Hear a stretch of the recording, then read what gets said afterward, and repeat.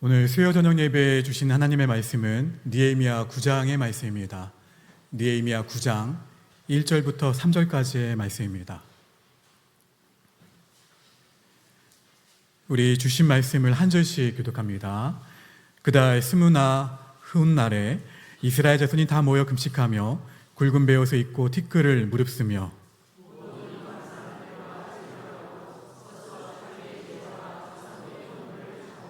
함께 있습니다.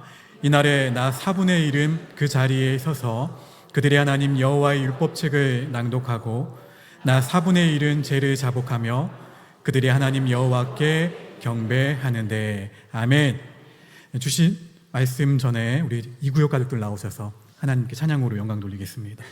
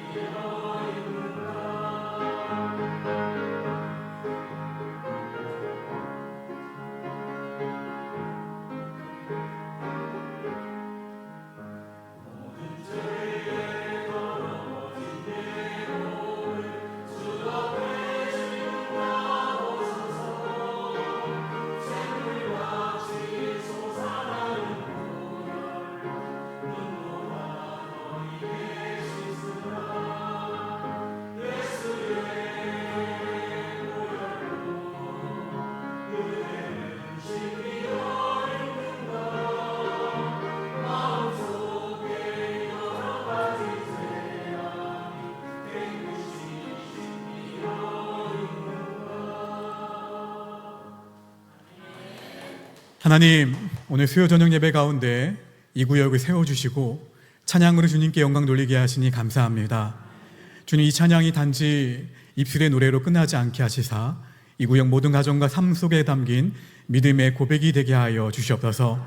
늘 서로를 더 깊이 사랑하게 하시고 구역 안에 아픔이 있는 가정에는 위로를, 지친 심령에는 새 힘을, 기도 제목마다 주님의 응답과 평안을 허락하여 주시옵소서. 이 구역이 예배 자리에서만 하나 되는 구역이 아니라 삶의 자리에서도 서로를 붙들어주고 기도로 동행하며 주님의 사랑을 나누는 믿음의 아름다운 공동체 되게 하옵소서.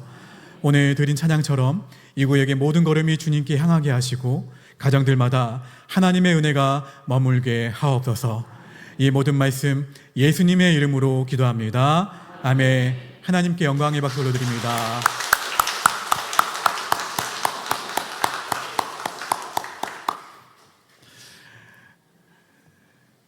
자, 우리 앞뒤 자분들과 함께 고백합니다. 예수님 때문에 행복합니다. 한 번 더 고백하실까요? 예수님 한 분이면 충분합니다.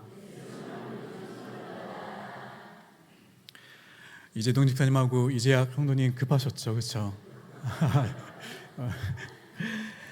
자, 진정한 그리스도인이 된다는 것은 무엇을 의미할까요? 진정한 그리스도인. 어떠한 모습이 진정한 그리스도인이라고 생각이 드십니까? 이스라엘 백성들은 에스라가 전해준 하나님의 말씀이 어떻게 합니까? 듣는 것으로 그치지 않고 들은 말씀에 순종하는 모습을 보이게 됩니다. 그들은 그래서 순종하는 모습을 어떻게 보입니까? 초막 안에서 며칠간이요? 일주일간. 그 일주일을 보내면서 은혜를 회복했고 또 그 안에서 큰 기쁨을 누렸습니다. 그리고 이틀 후에 다시 일상으로 돌아가게 되었어요. 자, 삶의 현장으로 돌아간 그들의 눈에 다시 세상의 편안한 생활이 눈에 들어왔을 거예요. 또 세상의 즐거움이 보였을 것입니다. 눈에 보이는 것을, 좋은 것을 가지려고 하는 그 소유욕 또한 생기게 되었을 거예요. 말초신경을 자극하는 유혹들도 아무래도 생겨났을 것입니다. 우리도 그렇죠. 교회에서 드리는 아니면 열리는 단기 선교나 아니면 집회 아니면 수련회를 통해 우리는 은혜를 받죠. 세상과 어떻게 됩니까? 오로지 잠시 단절되어서 마치 초막절을 지냈던 이스라엘 백성처럼 잠시 세상과 단절이 되어서 오직 무엇을 합니까?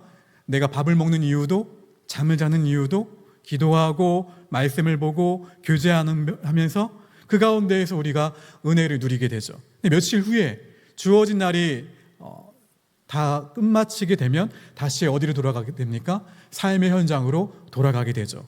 돌아오는 비행기나 아니면 돌아오는 차 안에서 아니면 집에 가는 그 걸음마에서 제일 먼저 무엇을 보냐면 그동안에 잘 보지 못했던 핸드폰을 보게 되고 핸드폰의 스케줄을 또 보게 되고 그 안에 내가 다음 주에 아니면 이번 주에 해결해야 될 문제들에 대해서 다시 한번 점검하게 됩니다. 일정을 점검하죠. 다시 바쁜 생활을 속으로 들어가다 보면 받았던 은혜 그리고 누렸던 그 기쁨은 금세 조용히 어디로 물러납니까? 뒤로 물러나게 되죠. 주일 예배도 수요 저녁 예배도 마찬가지예요. 예배를 드리는 가운데 하나님이 주시는 은혜가 있어요. 다시 일상으로 돌아가게 되면 눈을 뜨는 그 순간부터 전쟁은 시작이 됩니다. 직장 생활 가운데에서 여러 관계 속에서 그 은혜는 어느덧 사라지고 그저 정신없이 달려가고 있는 내 모습을 보게 돼요. 그렇다면 은혜의 시간을 보내고 다시 현장으로 돌아온 이스라엘 백성들은 어떻게 주어진 삶을 맞이했을까요? 오늘 주어진 본문을 통해서 우리는 참된 그리스도인의 삶으로 회복시키는 기도를 배울 수가 있어요. 일상으로 돌아온 이스라엘 백성들은 무엇을 했습니까? 일주일 동안 만나지 못했던 사람들을 만났을까요? 아니면 일주일 동안 처리하지 못했던 일들을 처리했을까요? 아니면 맛없는 빵과 쓴 나물을 먹느라 그냥 속이 지쳐버렸죠. 그 지친 속을 달래느라 맛있는 음식을 해먹었을까요? 아니면 좁은 곳에서 초막에서 지내느라 불편했기 때문에 두 다리를 뻗고 그냥 자려고 그냥 무조건 잠만 청했을까요? 아니에요. 그들은 무엇을 했냐면 주목하십시오. 금식을 했어요. 굵은 베옷을 입었습니다. 그리고 누구 앞에 기도합니까? 하나님 앞에 기도를 해요. 베옷은 회개를 상징하는 옷입니다. 그들은 베옷을 입고 죄를 머리에 뒤집어 썼어요. 그들이 자신들의 그 마음이 우상에게로 향하지 못하도록 이방인들과의 사귐을 금했습니다. 그는 낮에 4분의 1, 곧 12시간 가운데 그 3시간 동안 하나님의 율법을 읽고 들었어요. 또 다른 낮에 4분의 1은 하나님 앞에서 깊이 죄를 자복하고 회개하면서 하나님을 예배했습니다. 그들은 회개하면서 큰 소리로 부르짖었습니다. 느헤미야 9장 4절 말씀 화면을 보고 함께 읽겠습니다. 시작.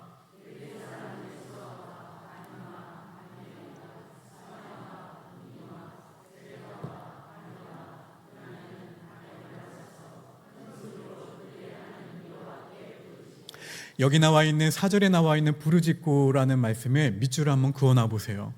히브리어 이 의미는 여기 문맥상 어떤 의미냐면 너무 힘들어요. 너무 힘들고 너무 아파서 그냥 고통으로 절규할 때 쓰여 있는 단어가 부르짖고예요. 그냥 부르짖었다라고 막연하게 생각하지 마시고 정말 힘들어서 너무 아팠어 그리고 고통으로 그래서 어떻게 해요? 절규할 때 쓰이는 단어가 여기에 쓰였어요. 이처럼 이스라엘 백성들은 정말 처절하게 애통했고 자신들의 죄를 어떻게 했다라는 거예요? 회개했다라는 거예요. 여러분, 근데 조금 이상하지 않습니까?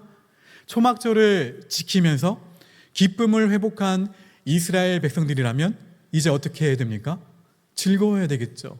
즐거워하면서 다음 단계로 나아가야 될 것 같은데, 선교를 다녀왔는데 그 기쁨을 마음에 안고 구역으로 들어가거나 예배 가운데 그 기쁨을 이렇게 보여야 될 텐데 베옷을 입어요. 갑자기 금식을 하죠. 탄식하는 분위기로 바뀝니다. 그래서 사실 이 본문을 두고 어떤 학자들은 원래 느헤미야 8장에 와야 한다라고 주장하기도 합니다. 또 다른 곳에서 가져온 본문이라고도 또 말하기도 해요. 보통은 회개하고 난 다음에 무엇이 옵니까? 기쁨이 오죠. 근데 한참 기뻐하다가 다시 어떻게 탄식하고 회개하느냐라는 거예요. 들어보면 이 주장이 일리가 있습니다. 그러나 이 본문을 더 깊이 묵상해 보면 이 흐름이 맞다라는 것을 알 수가 있어요. 우리가 은혜를 받으면 무엇이 회복이 됩니까? 기쁨이 회복이 되죠. 그리고 하나님과 어떻게 됩니까? 표어처럼, 표어가 없죠 여기. 더 가까이, 그쵸? 가까워져요. 하나님과 더 가까워지면 예전에는 보이지 않았던, 예전에는 생각하지 못했던 나의 작은 죄까지, 내가 고백하지 못했던 나의 세밀한 그 죄까지도 고백하게 된다는 거예요. 더 그 죄가 선명하게 보이기 시작합니다. 그러니까 자신이 지은 죄를 가슴 아파하지 않을 수가 없다라는 거예요. 애통하지 않을 수 없다라는 것이죠. 이것은 절망이 아니에요. 거룩함의 단계입니다. 신앙이 그 다음 단계로 나아간 거예요. 결국 죄에 대한 아픔은 우리 신앙이 그만큼 성숙해졌다라는 표현이에요. 표징이죠. 여러분이 잘 알고 있는 사도 가운데 사도 바울을 보십시오. 바울은 누구보다 예수 그리스도를 닮기를 원했던 사람이었습니다. 몸소 천국과 하나님의 영광을 경험했던 사람이 사도 바울이었어요. 그런 사도 바울이 신앙의 절정에 다다른 말년에 쓴 디모데 전서에서 이렇게 고백을 합니다. 디모데 전서 1장 15절 말씀 함께 있습니다. 시작.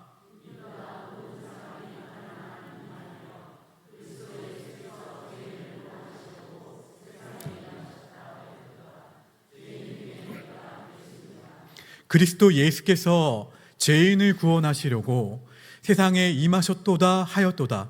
그러면서 자기를 뭐라고 얘기합니까? 죄인 중에 저 사람보다는 내가 좀 나을 것 같은데 이렇게 얘기하지 않고 내가 죄인 중에 내가 괴수다 라고 고백하고 있어요. 이 말은 사도 바울이 예수님을 믿기 전에 그리스도인을 박해하던 시절만을 두고 하는 말이 아니에요. 바울은 어디에서도 기뻐하라고 고백했습니까? 명령했죠? 감옥에서도 기뻐하라 라고 우리에게 권면했어요. 성령의 기쁨을 노래했던 사람이 사도 바울입니다. 수많은 박해와 수많은 핍박을 받으면서도 하나님의 기쁨에 대해서 고백했던 사람이 사도 바울이에요. 그런 바울이 죄 때문에 이토록 애통한 거예요. 죄 때문에. 죄에 대한 애통이 있다면 진정한 그리스도인이 될 수 있다는 것이죠. 그러나 여러분, 죄에 대한 아무런 감각이 없으면 무늬만 그리스도인일 수가 있다는 거예요. 우리는 하나님을 더 알면 알수록, 하나님을 더 사랑하면 사랑할수록 죄에 대해서 더 많이 애통하게 될 수밖에 없다는 거예요. 다만 그렇다고 해서 죄책감에만 사로잡혀서 우울해하고 울고만 있어서는 안 된다는 것이죠. 로마서 8장 1절과 2절 함께 있습니다. 시작. 그러므로 이제 그리스도 예수 안에 있는 자에게는 결코 정죄함이 없나니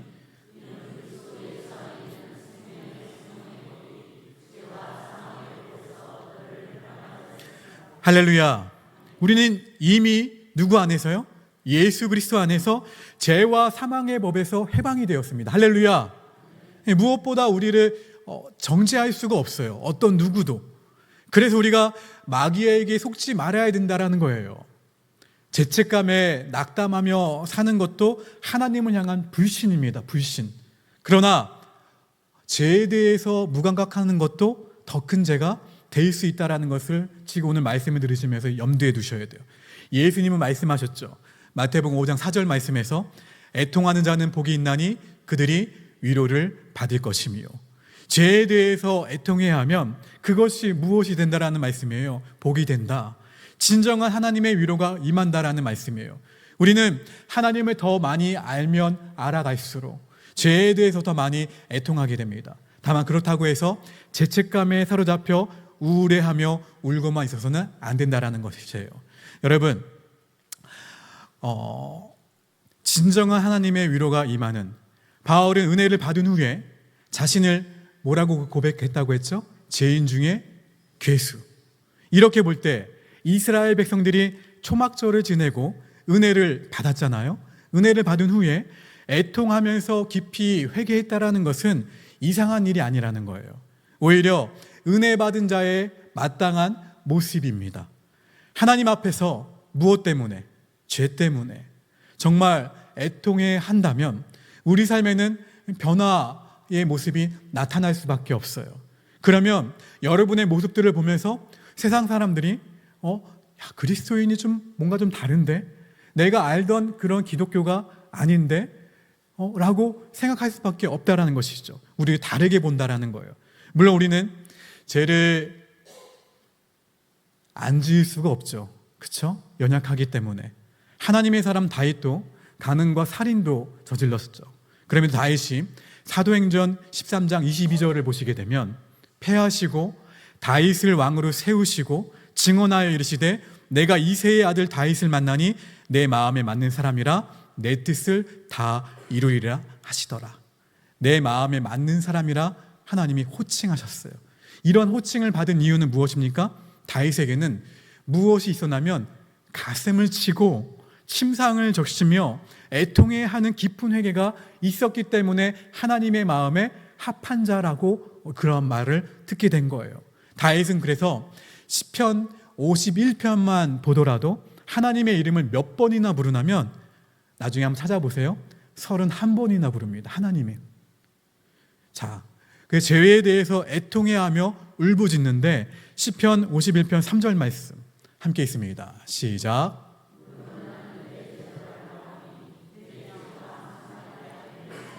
무슨 말입니까? 눈을 감아도 제가 생각이 나고 눈을 떠도 그냥 제가 생각이 난다라는 거예요. 죄를 짓자 법궤가 들어올 때 열심히 바지가 내려가는지도 모르고 춤을 추던, 남을 의식하지 않고 춤을 추던 다윗의 즐거움은 죄가 들어오자 사라져 버렸어요. 다윗은 간절히 부르짖습니다. 시편 51편 12절에서 주의 구원의 즐거움을 내게 회복시켜 주시고 자원하는 심령을 주사 나를 붙드소서. 성숙한 그리스도인은 내가 지은 죄에 대해서 애통해야 합니다. 아파해요. 그러나 아파하는 것으로 끝나지 않아요. 그 애통함을 가지고 누구에게로 갑니까? 하나님께로 나아가요. 하나님 앞에 나의 죄를 토설합니다. 그리고 회개하죠. 이스라엘 백성들은 그렇게 함으로써 믿음을 지킬 수 있었어요. 여러분, 우리도 살아가면서 알게 모르게 지은 죄가 너무나도 많죠. 그렇죠? 다짐하지만 그 결심이 작심삼일이라는 말처럼 그냥 무너져 버릴 때도 한두 번이 아니에요. 그 알게 모르게 지은 죄 때문에 애통해 하고 있습니까? 아무리 작은 죄라 할지라도 그 죄 때문에 하나님 앞에서 애통해하며 부끄러워서 눈물 흘린 적이 언제입니까? 10년? 20년? 신앙생활을 하면서 마음이 묻어져서 죄 때문에 눈물 흘린 것이 너무 오래되지는 않았습니까? 죄를 향해 애통해하면서 회개의 간구를 드리고 다시 하나님의 은혜를 입는 사람, 그 사람이 성숙한 그리스도인이라는 거예요. 이스라엘 백성들은 더 나아가죠. 자신의 죄만이 아니라 조상들의 죄까지 어떻게 하냐면 끌어안아요. 끌어안고 탄식하면서 회개하는 모습을 알 수가 있어요. 여러분, 우리는 초막에서만 살아갈 수가 없습니다. 교회 안에서만 살아갈 수 없다라는 거예요. 우리는 어디로 나가야 됩니까? 세상으로 나가야 돼요. 죄악이 만연한 이 세상으로 나가야 돼요. 그 사회를 어떻게 하셔야 돼요? 끌어안으셔야 돼요. 끌어안고 뭐 하셔야 됩니까? 기도하셔야 돼요. 그래서 깨어 기도하라는 거예요. 기도하세요. 깨어서 기도하십시오. 잠자는 신앙을 깨어서 기도하십시오. 예수님을 먼저 믿게 하신 이유가 여러분으로 하여금 깨어있으라고 말씀하신 거예요. 너가 깨어서 가정의 파수꾼이 되어서 네가 이 거제 지역의 파수꾼이 되어서 깨어서 기도함으로 그들의 죄를 어떻게 하라는 거예요? 끌어안고 통곡하며 회개하라는 거예요. 여러분 고백합시다. 하나님, 다시 하나님, 이 시대의 죄악을 용서하소서. 할렐루야. 이렇게 기도하셔야 돼요. 새벽마다. 그리고 지나가다가 이 자리에 오시면 계속 기도하셔야 돼요. 하나님, 저의 기도가 열방의 모든 죄악을 사하는 그러한 중보기도가 되게 하여 주시옵소서. 우리 가정의 죄악을 끊어버리는 기도가 되게 하시고, 우리 안에 마귀가 틈타지 않도록 우리 가운데 기도할 수 있는 파수꾼의 기도가 나의 기도가 되게 하여 주시옵소서. 더 나아가 예수님을 믿지 않는 태신자들이 주님께 돌아오게 해달라고 어떻게 하셔야 돼요? 기도하셔야 돼요. 선포하셔야 됩니다. 영적 전쟁을 선포하셔야 돼요.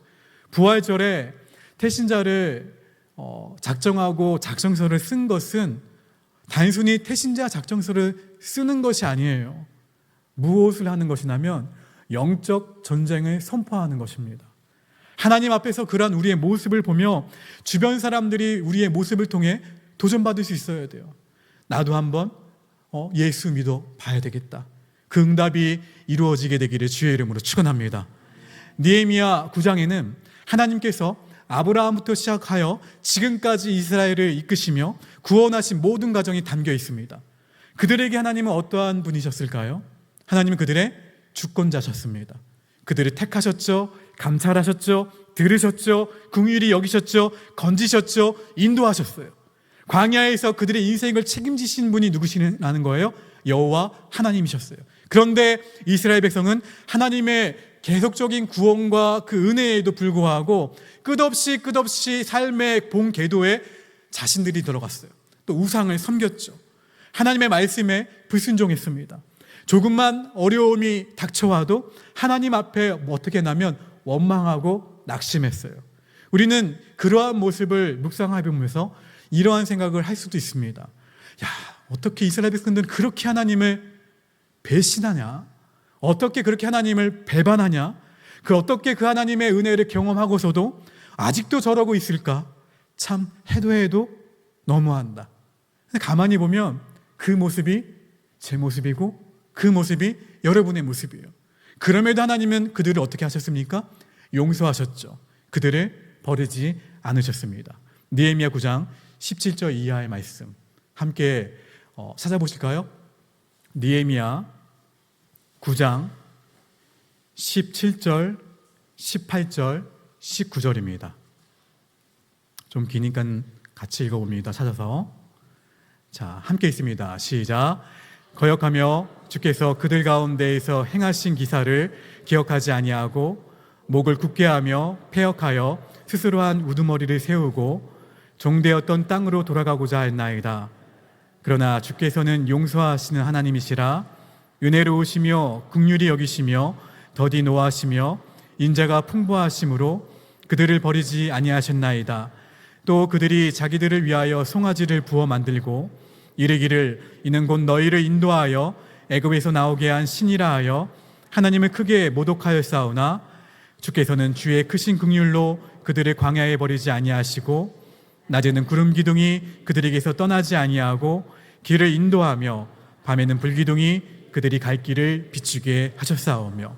우리도 하나님의 말씀을 거역하고 그냥 사고만 치다가 주일날 와서 뭐라고 이렇게 말할 때가 많습니까?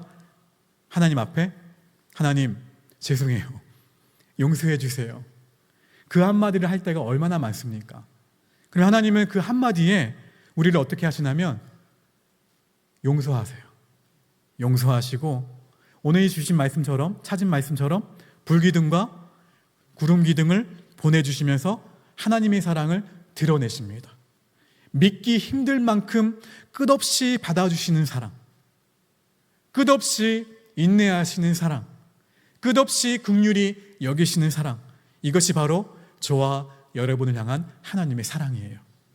자녀들은 어떻습니까? 여러분 자녀들 다 키우셨잖아요. 키우고 계신 분도 있고 우리에게도 자녀였던 시절이 있죠. 그렇죠? 부모님을 신뢰하고 늘 부모님의 가까이에 있으면서 그 말씀에 순종해야 하는데 한 번씩 사고를 치죠. 그렇죠? 그러고 나면 어린 마음에 그래도 생각은 있어서 또 이렇게 생각하곤 합니다. 내가 아빠한테 엄마한테 사고를 쳤으니까 아빠가 나를 미워할 거야. 그러면서 밖으로 돌고 방황해요. 저만 그랬을까요? 그러면서 그때 부모님의 마음 어떻습니까? 야, 이제서야 철들었구나. 자기 잘못을 아는구나. 그렇게 생각하실까요? 아니죠. 정말 잘못을 깨닫고 철이 들었다면 나를 미워할 거야 라면서 방황하는 것이 아니라 앞으로 내가 부모님께 정말 잘해야지 라고 해야 되겠죠. 근데 우리는 하나님 앞에서 이렇게 생각할 때가 있다라는 거예요. 하나님이 이래도 나를 사랑하실까? 하나님이 나를 미워하실 거야. 그러면서 스스로 하나님에게서 멀어지고 있지 않습니까?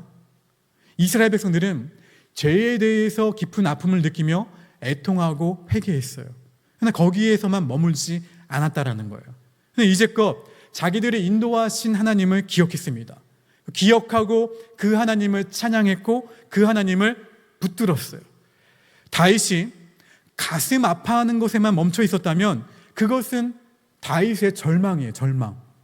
그러나 다윗도 그리고 사도 바울도 구원과 회복을 주시는 하나님의 주권을 인정하며 누구에게 나아갔습니까? 하나님께 나아갔어요. 한 번은 아내와 산책을 하다가 잘려져 있는 나무를 본 적이 있어요. 정확히 말하면 덕포길 걷다가 제가 그렇게 험난한지 몰랐습니다. 어쨌든 그러다가 잘려져 있는 나무를 보았는데 비록 잘려져 있었지만 가지마다 잎사귀가 무성히 돋아난 것도 있었어요. 금방 잘려지는 나무 같았어요. 그 옆에는 조금 시들시들하지만 뿌리가 든든하게 박혀있던 나무도 있었죠. 둘 중에 어느 나무가 살아있는 나무입니까? 밑둥이 잘려져서 아직 보기에는 잎이 무성한 나무입니까? 아니면 좀 시들시들하지만 뿌리를 땅에 깊이 박힌 나무일까요? 당연한 걸 물어보죠. 그렇죠? 잎이 무성하더라도 조금 있으면 시간이 흐르면 뿌리 없는 나무는 어떻게 됩니까? 죽어요. 조금 시들어 있어도 뿌리를 내리고 있는 나무는요. 반면에 그래도 살아있는 나무죠. 뿌리를 내리고 있으니까 어떻게든 살려고 하니까. 신앙도 마찬가지라는 거예요. 진짜 그리스도인은요, 비록 죄로 인해 아프고 괴로울지라도 구원의 하나님께 무엇을 내립니까? 신앙의 뿌리를 내려요. 하나님의 은혜 안에 머물고자 합니다. 그러나 죄 때문에 아픈 곳에만 머무다면 잘린 나무처럼 형식적인 그리스도인이 될 수밖에 없다라는 거예요. 구원의 은혜를 깨닫지 못한 그리스도인으로 머물 수밖에 없다라는 것이죠. 사도 바울은 이렇게 고백했습니다. 로마서 7장 24절에 보게 되면 오라 나는 공고한 사람이로다. 이 사망의 몸에서 누가 나를 건져내랴. 로마서를 쓸 정도로 성숙했던 그리스도인이었던 사도 바울도 자신의 죄를 보며 절규했어요. 그런데 그 다음에 어떻게 고백하냐면 로마서 7장 25절을 읽어보실까요? 시작.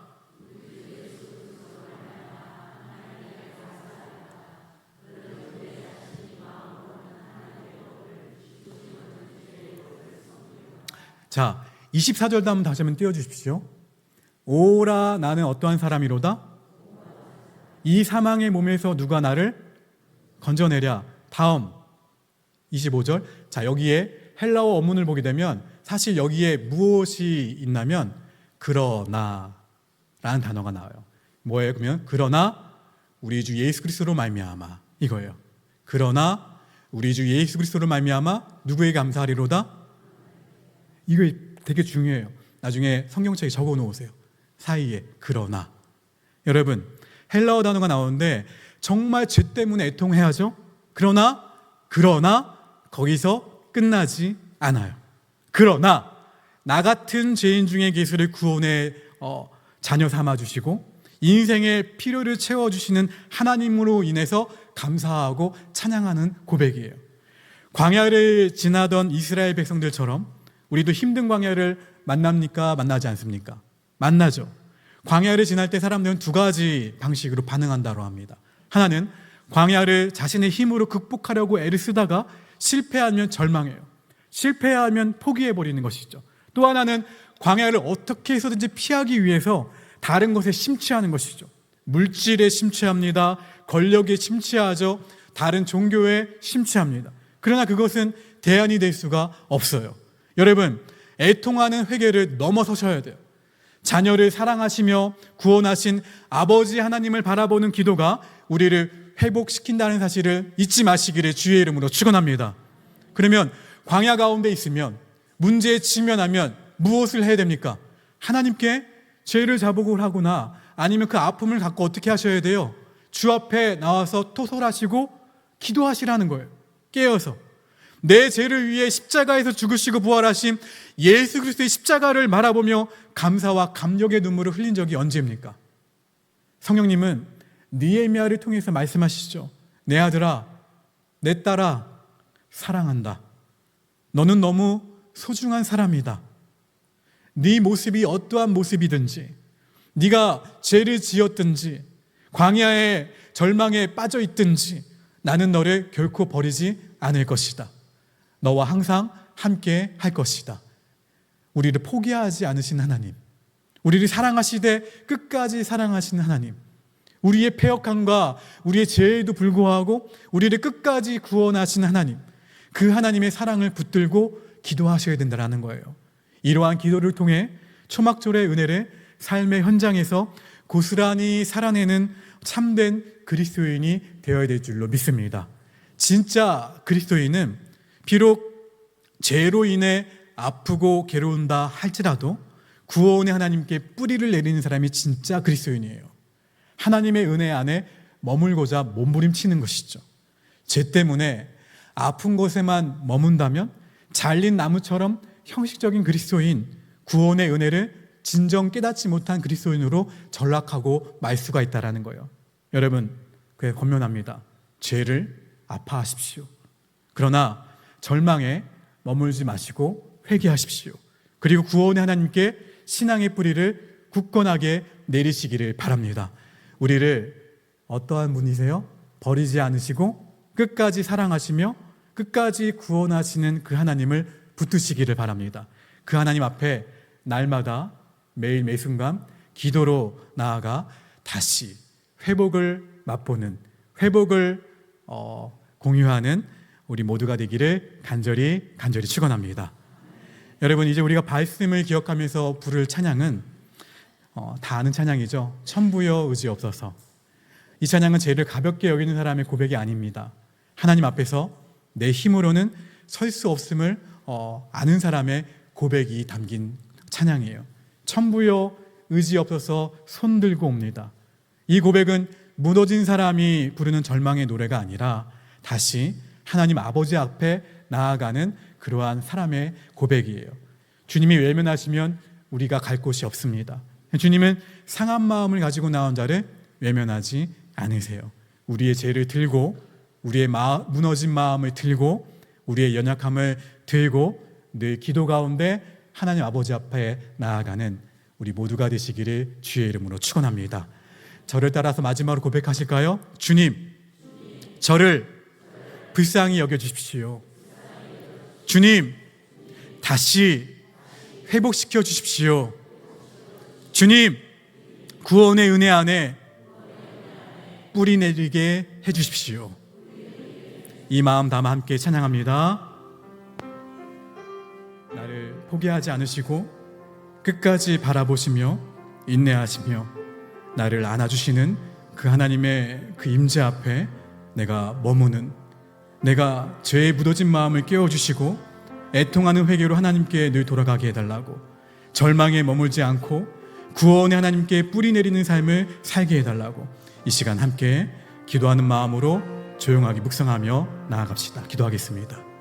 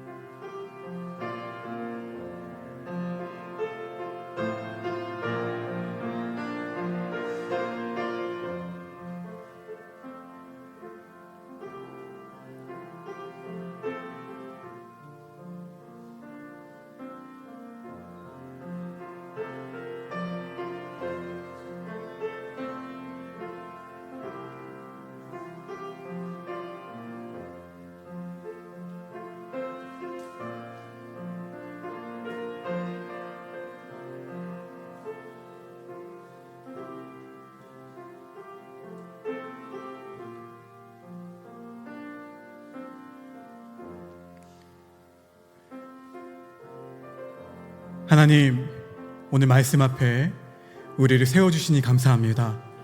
우리가 은혜를 받고도 다시 삶의 현장으로 돌아가면 너무 쉽게 세상의 분주함에 마음을 뺏길 때가 많습니다. 받은 은혜는 뒤로 밀려나고 죄에 대한 감각은 무뎌지고 하나님 앞에 애통하는 마음을 잃어버릴 때가 많았습니다. 주님, 우리를 불쌍히 여겨 주시옵소서. 이스라엘 백성이 베옷을 입고 죄를 뒤집어쓰고 하나님 앞에 통회하며 회개했던 것처럼 우리에게도 죄를 아파하는 마음을 회복시켜 주시옵소서. 작은 죄에도 마음 아파하게 하시고 하나님 앞에서 부끄러워할 줄 아는 거룩한 민감함을 허락하여 주시옵소서.